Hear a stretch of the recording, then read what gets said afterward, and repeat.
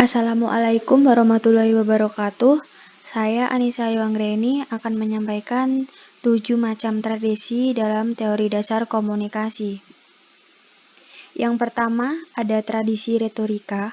Fenomena yang saya ambil yaitu fenomena Asyap Atta Halilintar.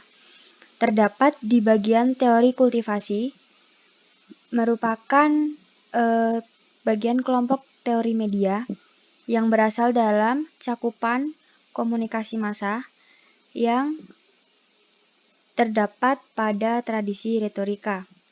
Pada tradisi retorika, saya mengambil 2 cakupan, yaitu komunikasi retoris atau komunikasi publik, yang kedua, komunikasi massa. Yang kedua, ada tradisi fenomenologi. Saya mengambil contoh fenomena komentar julid netizen atau ujaran kebencian. Fenomena ini terdapat pada teori ekologi media yang berasal dari kelompok teori media, mempunyai 6 kelompok teori.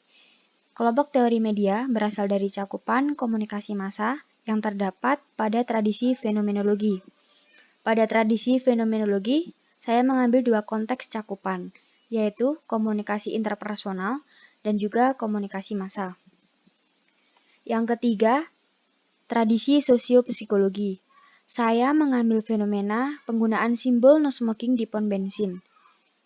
Terdapat pada teori interaksi simbolik, merupakan bagian dari kelompok teori diri dan pesan yang mempunyai 4 teori. Kelompok teori diri dan pesan merupakan konteks dan cakupan dari komunikasi kelompok kecil dan komunikasi interpersonal yang ada dalam tradisi sosiopsikologi.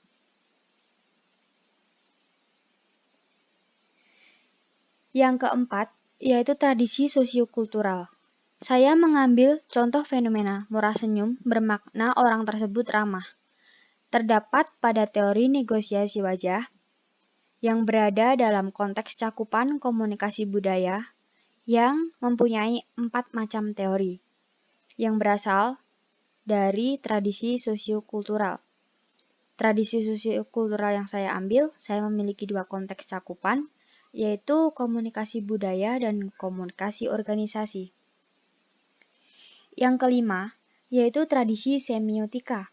Saya mengambil contoh fenomena orang dewasa yang sedang menangis di rumah duka adalah tanda kesedihan.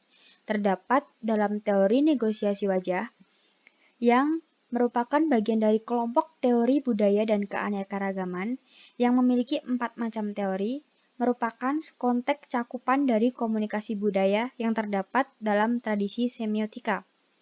Pada tradisi semiotika, saya mengambil 2 konteks cakupan, yaitu yang pertama komunikasi massa dan yang kedua komunikasi budaya. Lalu tradisi yang keenam yaitu tradisi sibernetika. Contoh fenomena yang saya ambil yaitu fenomena K-pop di Indonesia. Merupakan bagian dari teori kajian budaya dan terdapat dalam kelompok teori media.